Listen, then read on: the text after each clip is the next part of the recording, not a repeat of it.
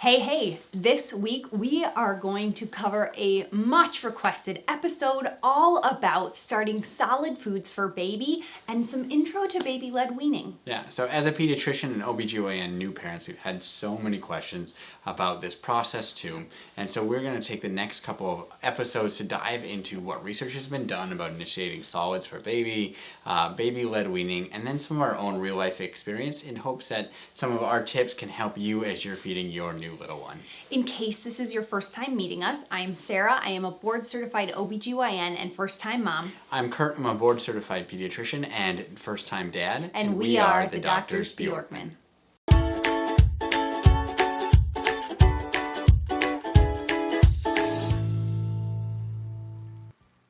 Welcome back. In case you missed it, we have been detailing our journey from trying to conceive week by week through pregnancy, and now as new parents who are now trying to have baby number 2. Yeah, and if you haven't yet, please make sure you're subscribed as we continue to share with you our journey through all of this and what medical evidence we're using to guide ourselves on the way. Yes.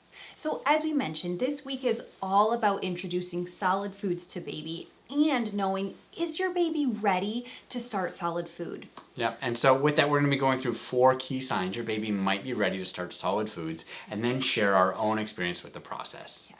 Then in the next video, we're going to share some evidence about baby-led weaning and what we did that worked well for our little baby girl. The American Academy of Pediatrics and the World Health Organization both state that there is no need to add solid foods in the first 6 months of baby's life, and that ideally breast milk or formula, if needed, be the sole source of nutrition for baby up to that 6 months of age. And until 9 months of age, babies should still be getting their complete daily nutrition from breast milk with any additional solid foods just for the purpose of baby learning to eat and being exposed to new tastes and textures. Yeah. And then after 9 months of age, most babies are starting to be taking enough solids to be providing just some of their daily needs in addition to that breast milk or formula that they're getting. But still they're getting most of their nutrients from breast milk until at least 1 year of age. The first and foremost consideration when thinking about adding solids to baby's diet is, can they do so safely? For most, the recommendation is to start initiating solids at around that 6-month mark. But here are the signs that you want to look for to make sure that your baby is ready and that they may be even ready to start some solids before that 6-month mark. The first thing to consider is baby able to sit upright in a high chair or feeding seat while holding their head up stably? This is really important from a safety aspect. Your baby's learning a new skill about how to form the food that is in the front of their mouth into a little ball that then they can move to the back of their mouth and throat to swallow. And position is really key for this, which is why it's so important baby is seated upright and that they've got independent control of their head and trunk. So it's also helpful if baby is able to have their feet planted. So posture and support is really important. So this can be helped by having a high chair and potentially stacking some things that are going to support their feet so their feet are flat.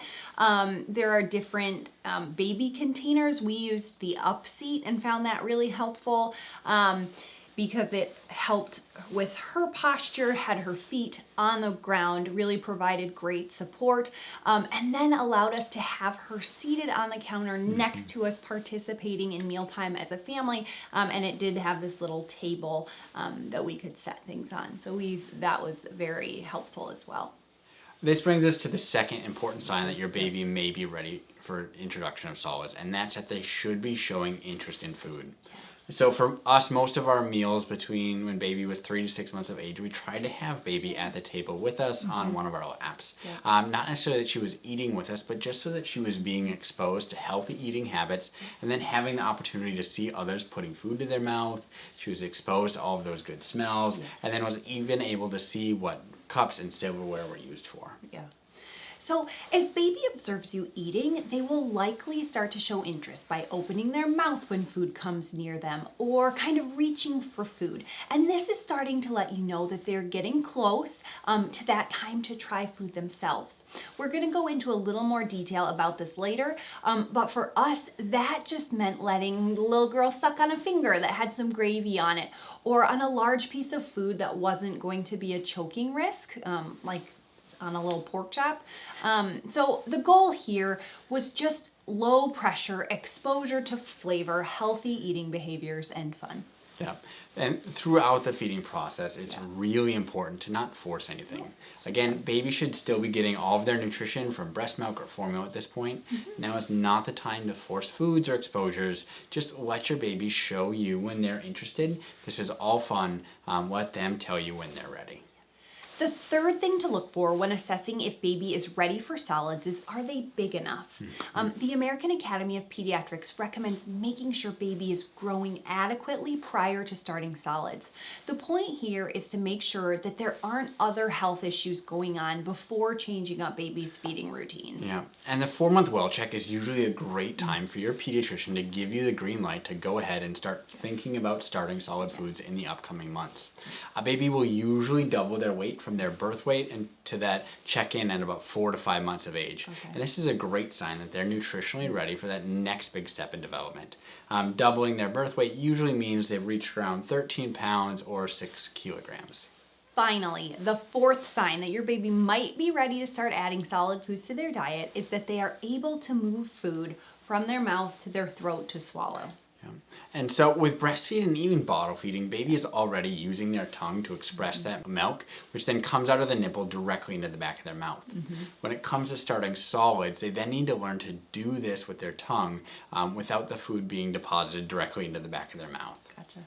Anything thicker than milk is going to be new to them, so go slow with this. Offering little tastes on a clean finger or a spoon is a great way to start it. Yep. And again, it's just a small taste of thickened liquid to start. It could be as simple as a diluted spoonful of rice cereal or gravy. What you're looking for here is that they're able to swallow that little bit of liquid as opposed to having it just spit back out or leaking out of the corner of their mouths. And if they don't get it the first time, that's okay. Just try it again a few more days down the road until they get it. So we started introducing Cease to solids, I think around the 4.5, 5 month mark. She was definitely showing interest. She was very interested in food. Yeah, and I felt having her at the table with us for dinner times from 2-3 months of age, she was just oh, I want that. My mouth is open. I remember my dad would give her little tastes of steak juice or whipped cream or custard on a pie to my tiny baby, and I was like, what are you doing? It was fine, but first time mom here, so we started thinking about, hey, what is it? Kind of started researching baby-led weaning a little bit, which I thought was great. More of the lazy mom choice, because baby-led weaning to me was just baby eats what you eat, which I thought was great because I didn't want to make any purees or buy a bunch of baby food. Yeah, and we're going to go into all of that in upcoming weeks too. But I think the big things is we had a baby who had great head control, great trunk control, was interested in foods, had been growing really well, and had kind of shown all of these signs. And so we said, hey, let's start to offer some things that in a safe way and give her a chance to see how she does with some of these easy kind of things to just work on getting that food from the front of her mouth to the back of her throat to swallow. Just for fun, and she loved it. One thing that we ran into in feeding a baby is learning what to do with food in their mouth for the first time. And so things that you should expect is there's going to be a little bit of kind of light gagging, and that is a very normal process. That is something you kind of have to oh, am I okay with this? What's the difference between choking and gagging? And we're going to talk about that a little bit more in upcoming weeks. But knowing that hey, they can have a cough or two is okay. They're working on kind of learning that. The baby's back of their throat is designed to have this little flap of tissue that covers up their windpipe and their airway to keep them safe. That is part of their natural design, to keep their airway protected and safe. And they have that gag reflex, that cough that is normal and natural. A little bit of that. So when your baby has that little bit of gagging for the first time, you don't want to go, oh my gosh, because then baby's gonna go and have that I'm afraid reaction too. And so watch some videos on gagging versus choking, just so you're prepared if that's something you want to do. And all that being said, doing purees, like saying, hey, I want to start with purees and like baby food is totally fine. Yeah. And maybe less anxiety provoking for some parents, like, cool, we're going to do baby food. We're going to do applesauce. We're going to make these different, veggie purees and stuff. And that's great. Like, that's totally fine. This is if you are thinking you want to explore the baby-led weaning option and kind of what we did. Yeah. That's it for us this week. Please make sure you're subscribed so you can catch our upcoming videos on actually starting your baby with solid foods and then our own personal journeys with baby-led weaning. We're also going to take the time to go through some of the medical research about initiating solids and baby-led weaning and some special considerations you need to think about if you're considering this for your baby as well. We'll see you next week. Bye, guys. We're doctors. But not your doctors. Anything we've said in this video is for education or entertainment purposes only. It is not medical advice. Any specific medical questions you have should be directed to your provider.